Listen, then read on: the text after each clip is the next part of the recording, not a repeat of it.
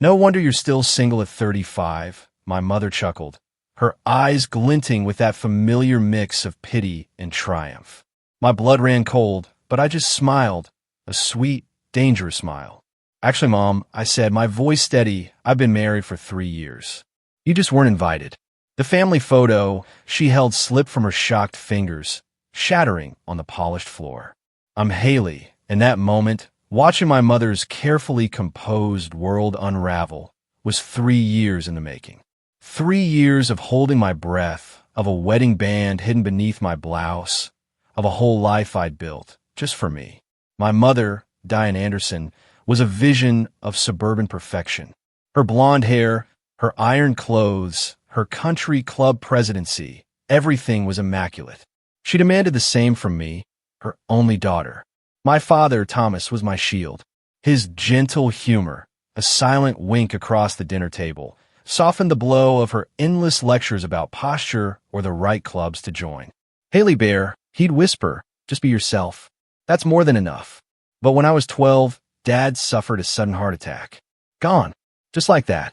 It left Mom and me in a house that felt too big, filled with too many of her expectations. After he died, her grip on my life tightened. Every report card was a criminal investigation. Every friend, every outfit, scrutinized with a critical eye. Haley, Harvard doesn't accept B+ students, she'd declare. Haley, that skirt makes your hips look wide. There was always something wrong, something to fix about me. By high school, I was an expert at preempting her criticisms. I aced my classes, joined the right clubs, and dated boys from good families, Mom's families. David Jenkins, son of Dad's old business partner, was her favorite. Now, there's a boy with a future, she'd say, a heavy hint hanging in the air. The fact that David had the personality of cardboard and hands that wandered where they shouldn't? Irrelevant. The real trouble started in college. Mom had my entire life planned. Ivy League, law or medicine, and a husband from our social circle by 25. I dutifully went to Columbia, but I dared to study English literature instead of pre-law. Poetry won't pay the bills, Haley, she sighed, that disappointed sound I'd come to dread. By graduation, the pressure to find the perfect match was suffocating. She'd throw dinner parties, parading eligible bachelors before me like livestock at an auction. Margaret's son just made partner. She'd announce, loud enough for everyone to hear. James just bought a summer house in the Hamptons. When I tried dating someone of my own choosing, Mom became a master saboteur. She accidentally mentioned my childhood bedwetting to Michael at dessert. She grilled Paul about his career prospects until he vanished. Then there was Tony, a brilliant art historian. Mom just looked him up and down and said, I suppose some women don't mind being the breadwinner. Just like that, it was over before it even began. The comparisons never stopped. Did you know Stephanie's engaged to a surgeon? Melissa's a VP and still volunteers. The message was clear. I was failing. By 25, I felt like I was drowning. The constant disapproval, the feeling that I'd never be enough, it was soul-crushing. So when a job opened up in Seattle, 2,000 miles from Connecticut, I didn't hesitate. Running away won't find you a husband, Haley. She fumed as I packed. You'll end up alone. I left anyway. I told myself it was for independence, for perspective. But deep down, I still craved her approval. Every small success in Seattle, I'd secretly measure against one question. Would this finally make Mom proud? But the distance, physical and emotional, let me breathe. I started discovering who I was away from her shadow. I just didn't know then that 3,000 miles wouldn't be far enough to escape her disapproval, or that my search for independence would lead me to the love that would change absolutely everything. 6 months after moving to Seattle, I literally crashed into Adam Hayes. First day at Horizon Technologies, already 10 minutes late, coffee sloshing everywhere. And then, boom, a dark stain bloomed across his wrinkled blue shirt. I'm so sorry. I gasped, mortified. He just looked at the mess, then at me, with the most genuine smile I'd ever seen. This shirt was due for retirement anyway, he said, extending his hand. Adam Hayes, lead software engineer, and now walking coffee advertisement. He was tall, with unruly dark hair and glasses that kept sliding down his nose. His relaxed demeanor was a stark contrast to the high-strung personalities I'd grown up with. He showed me to my meeting, then offered a proper tour. That tour somehow stretched into lunch, and I learned he grew up in a small Oregon town, son of a teacher and a nurse. He'd worked his way through college, and at 32, he was respected in his field but utterly uninterested in climbing the corporate ladder. "I just want to build things that help people," he said simply. Titles and corner offices never interested me much. I could almost hear my mother's critical assessment. No ambition. No family connections. Probably no savings account. But his authenticity? It pulled me in. We became friends, easy, natural. Lunch in a cafeteria, work emails, happy hours. 3 months in, we were the last two at the table, talking about everything: books, music, childhood dreams. I told him about my secret passion for photography, something I'd abandoned because Mom called it a hobby, not a career. He listened, truly listened, then insisted we leave right then to buy me a camera. "Life's too short not to do what you love, even if it's just on the weekends," he said, as I clutched the box containing my first professional camera. That night, walking me to my door, Adam kissed me. It was gentle, a question more than a demand.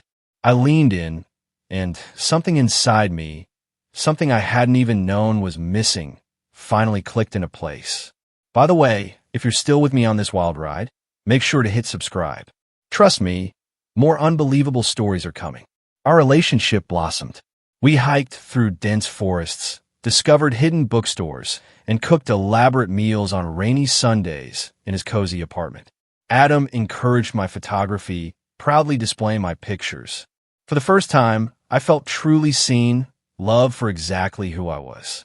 No pretense, no pressure to be someone else.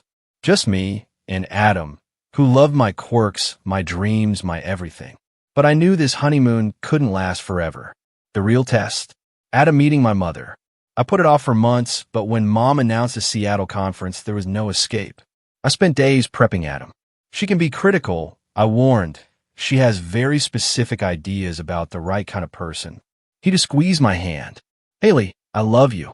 Your mom might not approve right away, but I'm not going anywhere. We'll figure it out." The dinner was a disaster, just as I predicted. Mom arrived early, resplendent in designer clothes that made my outfit feel instantly shabby. Her eyes narrowed as Adam greeted her, noting his casual shirt, his lack of a tie. "So, Adam," she began, a predatory gleam in her eye, "Haley tells me you work with computers. Is there much future in that?" It was the first shot in a 3-hour interrogation. His state school education, his teacher and nurse parents, his lack of management aspirations. Adam remained polite, even tried to find common ground. But Mom wasn't interested. She was judging, assessing, and it was brutally clear Adam was failing. By dessert, I was fighting back tears of humiliation. When Adam excused himself, Mom leaned across the table. "Darling, he seems nice enough for a casual relationship, but surely you can't be serious? He has no connections, no real ambition. You'd be supporting him within 5 years, mark my words." When Adam returned, she switched tactics, parading suitable men from back east. "William just made junior partner at his father's firm," she said, pointedly smiling at me. "He always asks about you, Haley." That night, after Mom left, Adam held me while I cried. "I'm so sorry," I sobbed. "She was horrible to you." He gently wiped my tears. "Hey, I didn't fall in love with your mother. I fell in love with you. If it takes her time to warm up, that's okay. We have time." But as the months passed, it was clear Mom had no intention of warming up. Her calls became more frequent, always about someone else getting engaged, promoted, buying property. "Life is moving on without you, Haley," she'd say. "Don't waste your youth on dead-end relationships." Adam never complained, but I saw the toll it took.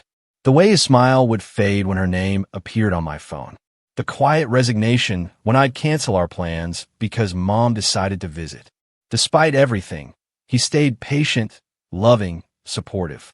And I fell more deeply in love, even as I worried about our future. 6 months into our relationship, Mom's interference escalated to active sabotage. It began with a little surprise. She arranged for James Whitmore, a recently divorced investment banker, to be accidentally in Seattle. He remembered how you two hit it off at the Miller's Christmas party. She chirped. I had no memory of a James Whitmore, but that didn't stop her from orchestrating an excruciating dinner where she practically pushed me into his lap, ignoring Adam completely. She listed my accomplishments like a resume. Haley graduated cum laude from Columbia, she declared, as if Adam wasn't even there. After that, the floodgates opened. Suddenly, every eligible bachelor passing through Seattle was connected to me. A neurosurgeon, a hedge fund manager, an attorney whose mother was Mom's old Vassar roommate. The calls grew more pointed. Haley, darling, I'm just concerned. You're approaching 30. Do you really want to waste these crucial years on someone who won't fit into our world? Adam is my world now, Mom. I counter, only to be met with a heavy sigh. You were always stubborn, just like your father. Look how that turned out for him, working himself to death in a job that never appreciated him. That comment, bringing my father into it. Something inside me snapped. Don't talk about Dad that way. I cried, my voice shaking. He was happy. He loved his work and his life. Not everything is about status and connections. Clearly, Adam has been filling your head with this bohemian nonsense. She retorted, her voice icy. Your father could have been so much more if he had listened to me. I won't stand by and watch you make the same mistakes. The tension finally reached a breaking point at the annual family reunion at my Aunt Patricia's lake house. Mom insisted I come alone, claiming family only. I knew it was to keep Adam away. Against my better judgment, I agreed. I should have known she had ulterior motives. Bradley Wilson, a recently divorced catch, was there. Handsome in a generic, country club way, arrogant, condescending, and obsessed with his Porsche. During dinner, Mom clinked her glass. I have a little announcement, she beamed. Bradley has just been made partner at Wilson & Associates, and he's generously offered to give Haley some career advice. Isn't that wonderful? Before I could speak, she added, who knows? Maybe he can convince her to move back east where she belongs. The table stared at me, expectant smiles. I felt trapped, cornered. Actually, I said, my voice surprisingly steady, I'm very happy with my job in Seattle. And I'm in a serious relationship. Mom's smile froze. Haley's being modest. This little marketing job is just a stepping stone, isn't it, darling? And as for this boy she's seeing, well, summer flings are nice, but winter is coming. The table erupted in laughter. My face burned. Later, as Bradley cornered me on the porch with his thinly veiled propositions, I texted Adam. I can't do this anymore. Can you come get me? 3 hours later, Adam's modest Honda pulled into the mansion's circular driveway. The look on Mom's face when I introduced him and announced we were leaving? Shock, anger, pure embarrassment. You're making a scene, Haley. She hissed. No, Mom. I replied, loud enough for everyone to hear. You've been making a scene since the day I introduced you to Adam. The drive back to Seattle was heavy. For the first time, Adam didn't try to smooth things over. I can't keep doing this, Haley, he finally said, his knuckles white on the steering wheel. I love you, but your mother is never going to accept me, and I can't spend the rest of our lives being treated like I'm not good enough. My heart pounded. Are you breaking up with me? He sighed deeply. No, I'm asking you to make a choice. Either we set boundaries with your mother, or this relationship won't survive. The next few weeks were agonizing. I tried explaining to Mom, but she dismissed it. If your relationship can't withstand a mother's natural concern, it's not strong enough. Tensions with Adam mounted. We argued about little things, the family pressure a suffocating shadow. I'd cry silently into my pillow at night, torn between the two people I loved. The absolute breaking point came when Mom showed up unannounced at my apartment one Sunday morning. Adam and I were having a lazy breakfast. The doorbell rang. There she stood, designer suitcase in hand, announcing she was spending the week with me. For 7 days, she dominated every conversation, criticized my apartment, my job, and made it impossible for Adam and me to have any privacy. When Adam suggested dinner to clear the air, she declined, citing a headache, only to call an hour later, demanding I come home because she was lonely. After she finally left, Adam and I had our biggest fight yet. She's never going to stop, Haley. He paced our small living room. She'll keep interfering until she gets what she wants, which is us breaking up. What am I supposed to do? I cried. She's my mother, and I want to be your husband. He shouted back, stopping abruptly, as surprised by the words as I was. In the stunned silence, we knew. Crossroads. Something had to change, or we'd lose each other. Neither of us knew then just how dramatic that change would be. 2 months later, we escaped to the San Juan Islands. The tension with my mother had strained us, and we needed a break. We stayed in a small cottage, hiking by day, watching sunsets by night. On our second night, Adam suggested a walk on the beach. The moon was full, painting a silver path across the water. We walked hand in hand. Remember the first time we went to the coast? He asked. I smiled. You tried to impress me with your surfing and ended up with a bloody nose. He laughed. Not my finest moment, but you took care of me. And that's when I knew. Knew what? That you were the one I wanted to spend my life taking care of and being taken care of by. Before I could respond, he was on one knee. He pulled a small velvet box from his pocket. Inside, a modest diamond surrounded by tiny sapphires, the color of the sea. Haley Anderson, he began, his voice thick with emotion. I've loved you since the moment you spilled coffee all over my favorite shirt. I love your kind heart, your quiet strength, your determination to see the good in people, even when they make it difficult. I know things have been hard with your family, but I promise to stand by you through whatever comes next. Will you marry me? Tears streamed down my face. I just nodded, unable to speak. When he slipped the ring onto my finger, it felt like the most right thing ever. We spent the rest of the evening dreaming, planning, deliberately avoiding the massive elephant in the room. Mom. Reality crashed back the moment we returned to Seattle. The weight of telling her. I knew it wouldn't go well. 3 days later, my hands shaking, I called. Haley, darling, what a nice surprise, she chirped, her voice warm for once. Patricia's daughter just got engaged to the most wonderful boy from Greenwich. I took a deep breath. Mom, I have some news too. Adam asked me to marry him, and I said yes. The silence was deafening. I see. And when did this happen? She asked, her voice cold. Last weekend. Have you set a date? She cut in. Not yet. Maybe next spring. There's still time to reconsider, darling. Engagements break all the time. I gripped the phone. Mom, I'm not breaking the engagement.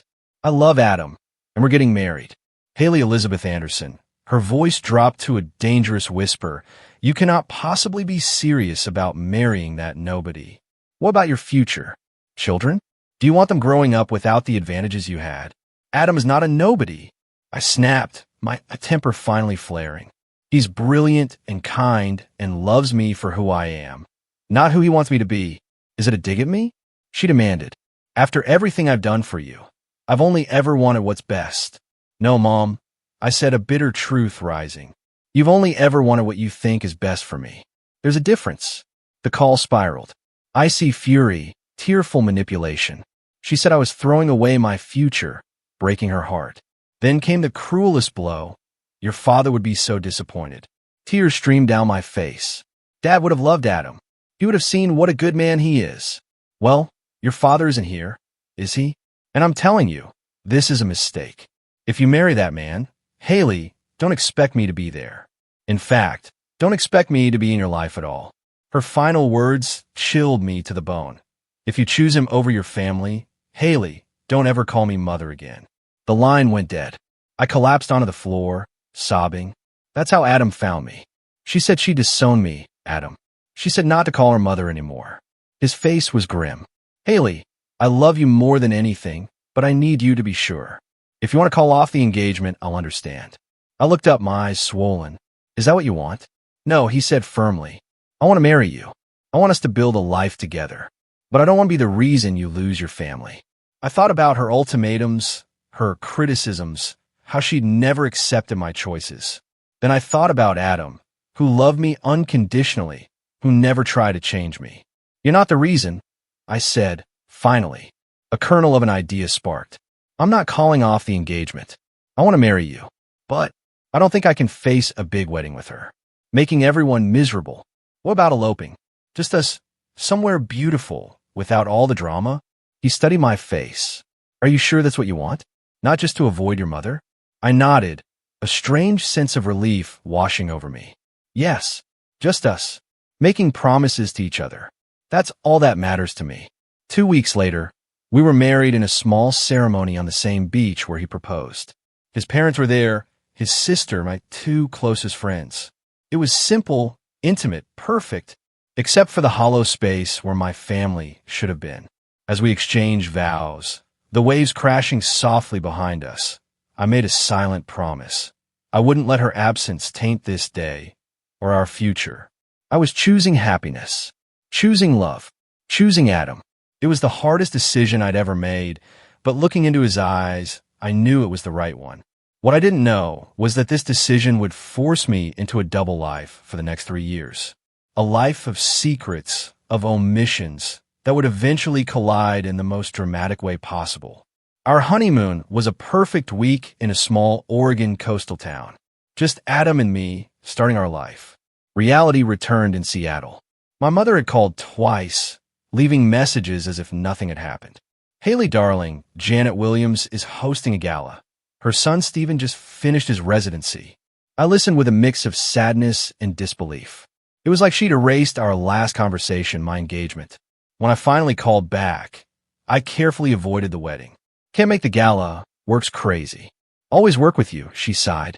When are you coming to visit then? It's been months. This began the strangest chapter of my life. I kept in touch through carefully choreographed phone calls. For visits back east, I'd remove my wedding ring, tucking it onto a chain beneath my clothes. Adam understood, though I saw the hurt in his eyes each time I packed. When Mom visited Seattle, thankfully rare, I temporarily moved back into my old apartment, which we kept specifically for this purpose. Adam stayed with friends. The apartment was pristine, a single toothbrush in the bathroom, no male clothing in sight. This place could use a man's touch, Mom would often comment. I'd smile tightly and change the subject. The weight of the secret grew heavier with each lie. Meanwhile, Adam and I built our real life. A cozy house, a garden where Adam planted vegetables, a spare bedroom we talked about turning into a nursery. We made friends, joined a book club, settled into married bliss. My career at Horizon Technologies flourished. I was senior communications director. Adam excelled, too, developing industry-recognized software. Every success, every happy moment was shadowed by the secret. There were times I almost told her when the deception became unbearable. But then she'd make another cutting remark about Adam or my career, and I'd remember why I'd chosen this path. Our second anniversary brought unexpected news. I was pregnant. We'd been trying, but the reality still stole my breath away. As the doctor confirmed it, Adam squeezed my hand, his face a mixture of joy and disbelief. "We're going to be parents," he whispered. The pregnancy threw our double life into sharp focus. How could I hide a child? Pretend to be a single mother? Continue the charade with a baby? The questions swirled as my body changed. At the 20-week ultrasound, we found out it was a girl. Adam cried. That night, discussing names, the full weight hit me. My mother doesn't even know she's going to be a grandmother. I whispered, tears filling my eyes. What kind of person does that make me? Adam held me close. It makes you someone who had to make an impossible choice. You did what you had to do to protect yourself and our family. That doesn't make you a bad person, Haley. Lily Grace Hayes was born on a rainy Tuesday in October. 7 pounds, 2 ounces of perfect baby girl, with Adam's dark hair and my green eyes. Holding her, I felt a fierce protective love and a renewed grief for what my mother was missing and what Lily would miss without her grandmother. The day after Lily was born, I texted Mom. "Mom, I have some news. You're a grandmother. I had a baby girl yesterday, Lily Grace. We're both doing well." Her response came hours later.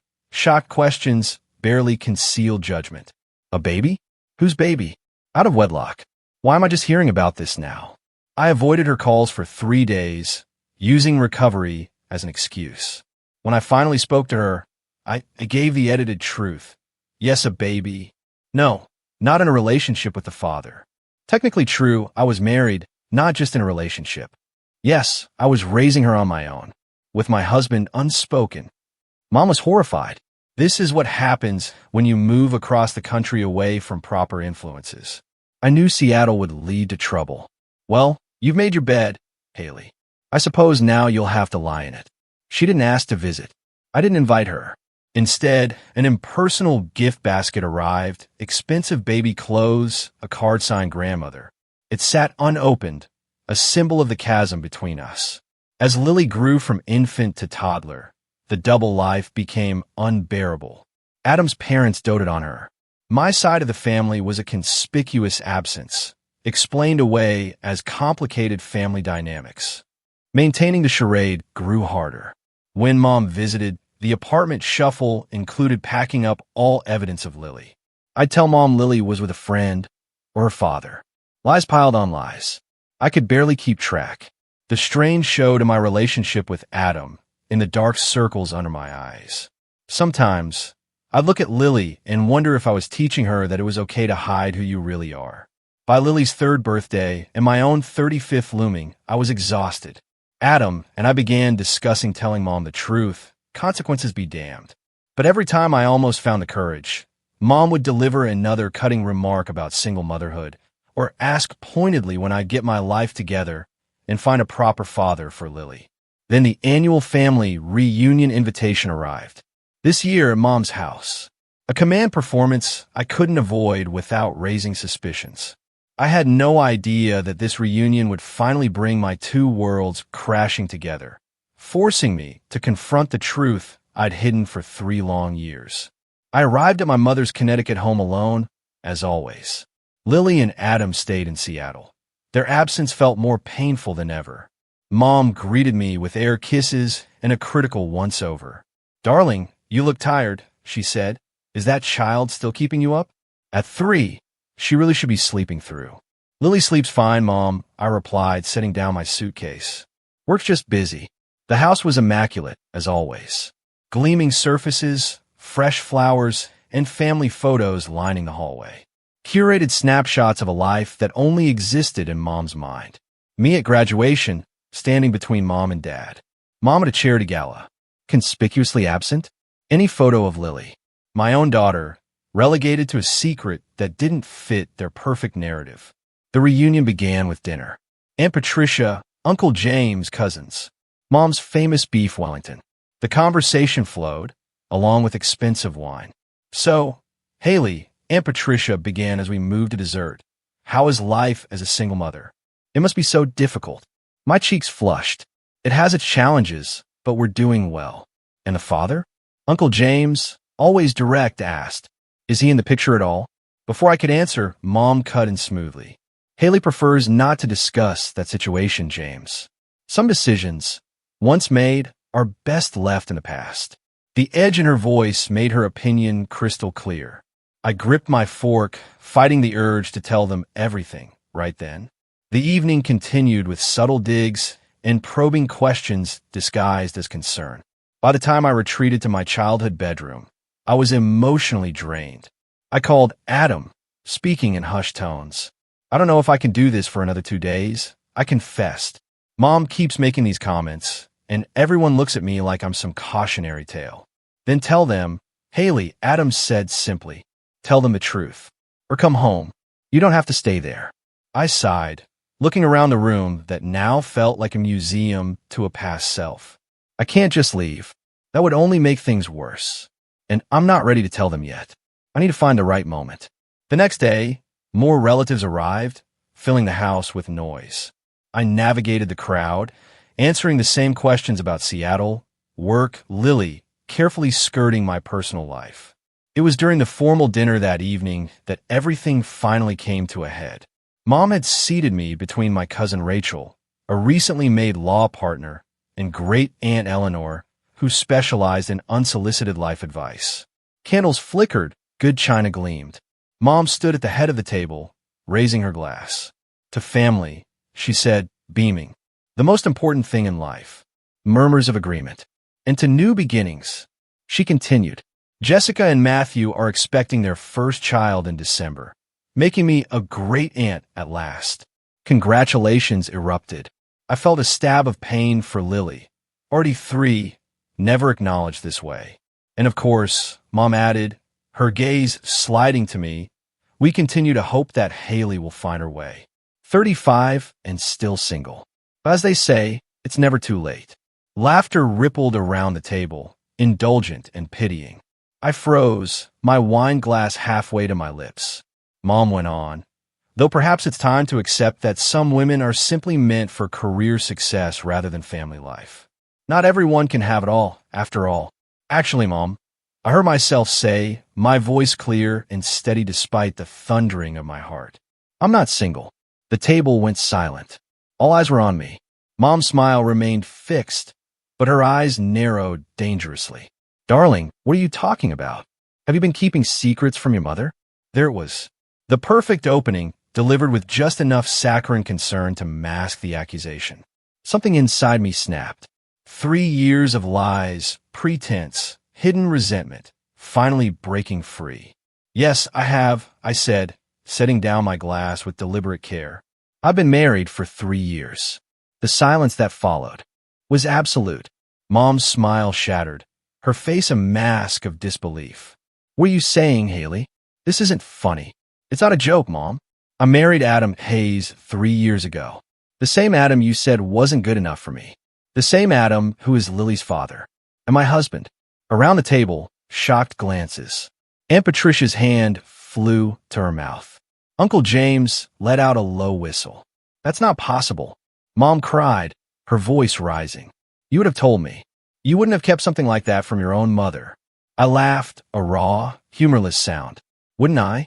You told me if I married him, I should never call you mother again. You gave me an ultimatum, and I made my choice. I never said that. She protested, looking desperately for support.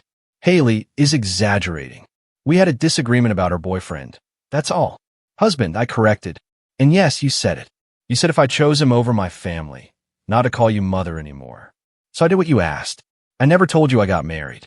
I never told you Adam is Lily's father. I never told you about our house, our life together, any of it. Mom's hand trembled as she grabbed her clutch. She pulled out a silver-framed photo, the graduation portrait she always carried. This is our family, she declared, holding it up like evidence. Just us. That was 10 years ago, Mom, I said, pulling out my phone. I opened a recent picture of Adam, Lily, and me at the park, our faces close, beaming in the sunlight. I held it out to her. Mom stared at it. Then, suddenly, the frame slipped from her fingers. It crashed to the table, sending shards of glass skittering across the white tablecloth. You lied to me, she whispered, her face pale. For 3 years, you lied to my face. Yes, I admitted. I did. Because you gave me no choice. You made me choose between the man I love and my mother, and it broke my heart. But I chose Adam, and it was the right choice. He loves me for who I am, not for who he wants me to be. Mom pushed back from the table abruptly, her chair scraping loudly. I think you should leave, she said, her voice shaking with a mixture of anger and raw hurt. If this is how little our family means to you, that you would deceive us this way, then perhaps you don't belong here after all. I stood slowly, looking at the shocked faces of my relatives. I'm sorry you had to find out this way, I said to them. I never wanted to lie, but Mom made it impossible to tell the truth. As I turned to go, Uncle James spoke up. Diane, this is ridiculous. She's your daughter. Are you really going to throw her out for getting married? Stay out of this, James. Mom snapped. You have no idea what she's done. What she's done is create a family, Aunt Patricia said quietly. Is that really so unforgivable? Mom didn't answer, her back rigid as she stared out the window. I grabbed my purse and walked to the door, pausing for a moment. For what it's worth, Mom, I never wanted it to be this way. I always hoped someday you'd accept Adam. Accept us. I guess I was wrong. I walked out with as much dignity as I could, though my legs felt weak, my hands shaking. As I climbed the stairs to pack, I heard the murmur of voices rising, arguments breaking out among family members. In my room, I quickly threw my belongings into my suitcase, tears blurring my vision. I called Adam. He answered on the first ring. Haley, what's wrong? I told them. I said, my voice breaking. I told everyone about us. About our marriage. Mom kicked me out. Are you okay? Where you going to go? I'll get a hotel for tonight. Fly home tomorrow, I said, zipping the suitcase closed. I'm so sorry. Haley, he said softly. I wish I was there with you. Me too, I whispered. As I carried my suitcase downstairs, Uncle James was waiting. I'll drive you to a hotel, he said, taking the bag from me. This isn't right what Diane's doing. Thank you, I managed, grateful for his kindness. As we walked to the door, Mom appeared, her face composed now, but her eyes red. So, you're really leaving? She said, not quite a question. You asked me to, I replied simply. She nodded, a sharp, jerky movement. You made your choice clear, Haley. Again. No, Mom. You made the choice for both of us 3 years ago. I just lived with the consequences. I walked out without looking back, though I felt her eyes on me. As Uncle James pulled away, I caught a glimpse of her in the doorway, a small, rigid figure watching her daughter leave, perhaps for the last time. In the car, Uncle James glanced at me. Your father would have liked Adam, you know. He never cared about all that status nonsense your mother's obsessed with. I just nodded, a lump in my throat. We drove in silence to the hotel Adam had booked. Before I got out, Uncle James squeezed my hand. Give her time, Haley. She's stubborn, but she loves you. Eventually, she'll realize what she's losing. I didn't believe him. Too raw from the confrontation to imagine any path to reconciliation. Checking into the hotel alone, my family celebrating without me just miles away, I felt both a profound sense of loss and, surprisingly, relief. The secret was out. The double life was over. Whatever came next, at least I would face it honestly, with Adam by my side. The flight back to Seattle was a blur. I moved through the airport in a daze, replaying every word, every expression. Could I have handled it differently? I cycled through grief, anger, guilt. By the time the plane touched down, Adam and Lily were waiting at the arrival's gate. Lily bounced with excitement, clutching a homemade sign. Welcome home, Mommy. Seeing them, my real family, broke through the numbness. I swept Lily into my arms, breathing in her sweet scent, feeling her little arms wrapped tightly around my neck. Missed you, Mommy, she whispered. I bit my lip to keep from crying. Adam embraced us, his steady presence anchoring me. How are you holding up? He asked quietly. I don't know, I answered honestly. It feels like I've lost her all over again. But also, maybe I lost her years ago and just didn't want to admit it. The days that followed were strangely peaceful. The weight of secrecy lifted. Despite the pain of Mom's rejection, I felt lighter. I threw myself into being present with Lily, savoring ordinary moments. Morning cuddles, bedtime stories, trips to the park, all took on a new sweetness, untainted by lies. A week later, a text from Aunt Patricia. Your mother isn't speaking to anyone who defended you, but several of us would like to keep in touch. Is that okay? I sent my email and phone number, touched by their quiet rebellion. Over the next few weeks, messages came from other family members, some curious, others just supportive. Uncle James sent photos from gatherings I'd missed, stories about my father-mom had never shared. From Mom, only silence. I hadn't expected anything else, but each day, without contact, deepened the ache. Adam watched me check my phone obsessively, his eyes full of concern, but he never pushed. He just loved me through it, steady and patient. A month after the reunion, a letter arrived. My mother's distinctive handwriting. I stared at it, then found the courage to open it. Haley, it began, no dear or affectionate greeting. I've been thinking about what happened. While I cannot condone your deception, I recognize my own actions may have contributed. Your father always said I was too rigid, too concerned with appearances. Perhaps he was right. The letter continued for pages, a mix of justified anger and reluctant acknowledgement of her role. Not an apology, exactly, but the most self-reflection I'd ever seen from her. I don't know where we go from here, she concluded, but I find I'm not ready to lose my only child or to keep missing out on my granddaughter's life. If you're willing, perhaps we could speak on the phone sometime. I cried as I read it, then again with Adam, dissecting every word. We decided it was a genuine, if imperfect, olive branch. I called her that Sunday. The conversation was stilted, awkward. We talked about the weather, her garden, Lily's preschool, superficial things, but it was a start. Those Sunday calls became a weekly ritual, growing longer, more substantial. She'd ask about Adam, tentative at first, then with genuine interest. I shared stories about our life, our home, our plans. She'd listen, sometimes commenting, still processing. "You want a house?" she asked once, surprise evident. "With a garden?" "Yes, Mom. Adam grows vegetables. Lily has her own patch for sunflowers." A pause. "Your father always wanted a vegetable garden." I never had the patience. 3 months after the reunion, Mom asked if she could visit. Adam and I discussed it at length, weighing the risks. We decided to invite her, but on our terms. "You're welcome to visit," I told her, "but you need to understand. This is our home, our life. I need you to respect that. To respect Adam as my husband and Lily's father." "I understand," she said, uncharacteristically subdued. "I'd like to try, Haley. I really would." Her first visit was tense, but civil. She arrived with an expensive doll for Lily and a bottle of wine, peace offerings.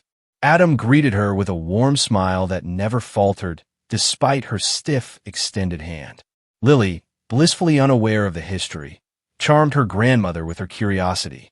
By the end of the first day, I caught Mom genuinely smiling as Lily showed her a collection of garden rocks. That evening, after Lily was in bed, we sat in the living room, conversation halting. Finally, Mom put down her wine glass and looked at Adam. "I owe you an apology," she said formally. "I judged you unfairly, based on superficial criteria that had nothing to do with your character or your ability to make my daughter happy. It's clear to me now you've done that.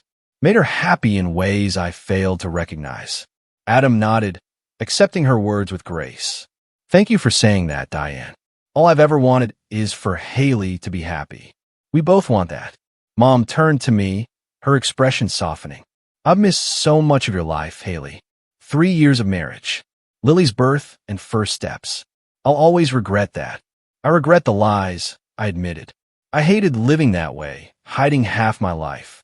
But I didn't see another option then. There's blame enough for both of us," she said quietly. "Perhaps we can do better going forward." It was the closest to a mutual understanding we'd ever reached. The visit ended with tentative plans for her to return for Lily's birthday and a promise to send updates. The healing was slow, not without setbacks. Mom occasionally slipped into old patterns, subtle digs about our home, questioning our parenting. But now, instead of swallowing my hurt, I calmly set boundaries. "That comment was hurtful, Mom. If you continue speaking to us that way, we'll have to end this visit early." To my surprise, she usually backed down, sometimes even apologized. It seemed the fear of losing her connection to me and Lily outweighed her need to control. It wasn't perfect, but it was progress. As months passed, our relationship transformed into something new, healthier. Mom showed genuine interest in Adam's work, our life in Seattle, the choices we made. She still had views that made me cringe, but the sharp edge of judgment had softened. On Lily's 4th birthday, Mom flew out for the celebration. She brought a photo album filled with pictures of me as a child, of Dad, of our family before everything fell apart. "For Lily," she said, "so she knows where she comes from." That night, I found Mom on our back porch, looking at the stars. I joined her, wrapping a blanket around my shoulders. "Thank you for coming," I said softly. "It meant a lot to Lily and to me." She nodded, still gazing at the sky. "Your father would have loved her so much. And he would have been proud of you, Haley. The life you've built, the mother you've become." I haven't said that enough. We sat in silence, the most peaceful moment we'd shared in years. Finally, she spoke again. "I was wrong, you know, about Adam, about what makes a good life, about so many things. I was trying to protect you from disappointment, from struggle. Your father and I, we had our challenges. I wanted something easier for you. Life isn't easy, Mom," I said gently. "But having people who love you for who you really are, it makes the hard parts bearable. That's what Adam gives me. What Dad gave you, I think." She reached over and squeezed my hand, a rare physical gesture. "Yes," she said simply. "He did." The journey of healing with my mother is still ongoing. We still have our tense moments, old wounds that occasionally sting, but we've found a path forward. A path built on honesty, respect, and the shared understanding that family is too precious to sacrifice for pride or control. Through all this, I've learned invaluable lessons. True love accepts you exactly as you are, without conditions. Sometimes the hardest choices, the ones that gut you in the moment, lead to the greatest growth. Honesty, even when it's painful, is always less destructive than deception. And most importantly, I've learned that family isn't just about blood or obligation. It's about love and choice. Adam and Lily are my first family, the one I chose and created. And my mother? She's learning to be a part of that family now, on new terms. Terms that respect our autonomy, our dignity. Watching Lily play with her grandmother in our garden, a scene that once felt impossible, fills me with a peace I never thought I'd find. The road here was longer, more painful than I ever imagined. But standing in this moment, I know every step, every tear, every confrontation was necessary. Our lives aren't just shaped by the love we receive, but by the boundaries we set, the truths we tell, and the courage we find to be authentically ourselves, even when it costs us everything. Sometimes, the most loving thing we can do for ourselves and for others is to stand firm in our truth, because only then can real healing begin. Have you ever had to choose between your family's expectations and your own happiness? What did you do? Share your story in the comments below. And if this resonated with you, please hit that like button, subscribe for more stories, and share it with someone who might need to hear it. Thank you for listening to my journey. And remember, sometimes the hardest choices lead to the most beautiful outcomes.